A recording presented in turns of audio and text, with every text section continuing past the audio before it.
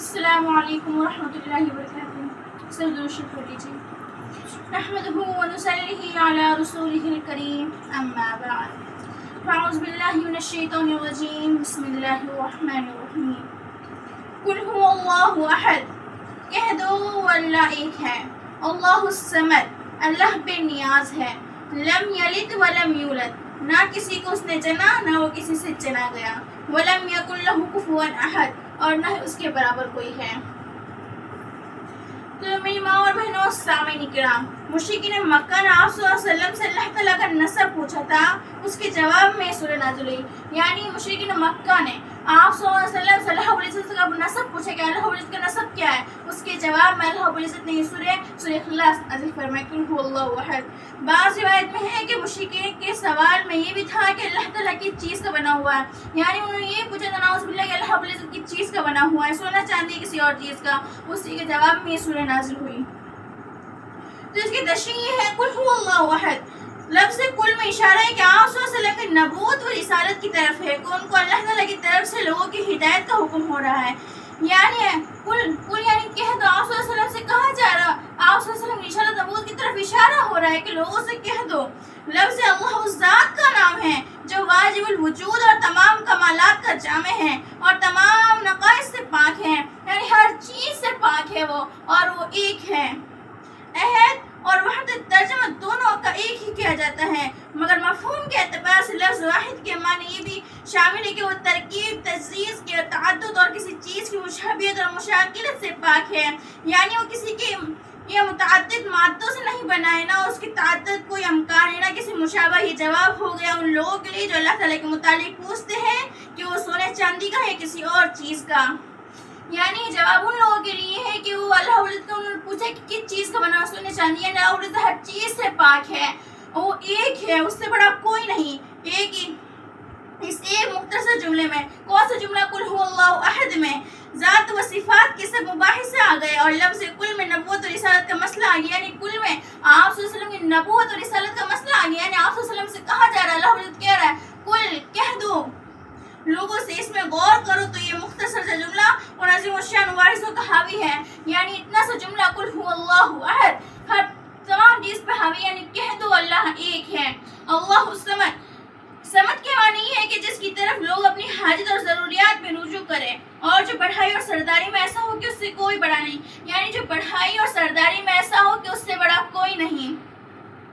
خلاصہ یہ ہے کہ اس کا محتاج ہو، کسی کا محتاج نہیں، یعنی اللہ الصمد، اللہ بے نیاز ہے، ہم سب اسی کے بندے ہیں، اور وہ کسی کا محتاج نہیں، ہم سب اسی کے محتاج ہیں۔ لم یلد ولم یولد، یہ ان لوگوں کا جواب ہے جنہوں نے اللہ رب العزت کا نسب نامہ کا سوال کیا تھا کہ اس کی کس مخلوق پر قیاس نہیں کیا جا سکتا، جو تو تناسل کے ذریعے وجود میں آتی ہے، نہ وہ کسی کی اولاد ہے نہ اس کی کوئی اولاد ہے۔ لم یلد ولم یولد، نہ وہ کسی کی اولاد ہے نہ اس کی کوئی اولاد ہے۔ ولم یکن لہ کفوا احد، کفو کے لفظی معنی مثل اور مماثل کے ہیں، معنی یہ ہے کہ نہ کوئی اس کا مثل ہے نہ کوئی اس کی مشابہت اور مشابہت کر رکھتا ہے، یعنی ولم یکن لہ کفوا احد، اس کے برابر کوئی نہیں۔ قل هو اللہ احد، اللہ بے نیاز ہے، قل هو اللہ احد، کہہ دو اللہ ہے کہ اللہ الصمد، اللہ بے نیاز ہے، لم یلد ولم یولد، نہ اس نے کسی کو جنا نہ وہ کسی سے جنا گیا، ولم یکن لہ کفوا احد، نہ اس کے برابر کوئی ہے۔ تو میری عزیز ماں اور بہنوں، سامعین کرام، حضرت انس رضی اللہ تعالیٰ عنہ سے روایت ہے کہ ایک شخص آپ صلی اللہ علیہ وسلم کی خدمت میں حاضر ہوا اور عرض کیا کہ مجھے سورہ یعنی سورہ اخلاص سے بڑی محبت ہے۔ آپ نے فرمایا اس کی محبت نے تمہیں جنت میں داخل کر دیا، یعنی اس شخص نے آپ صلی اللہ علیہ وسلم سے کہا مجھے سورہ اخلاص سے بہت محبت ہے، آپ نے فرمایا اس کی محبت نے تمہیں جنت میں داخل کر دیا۔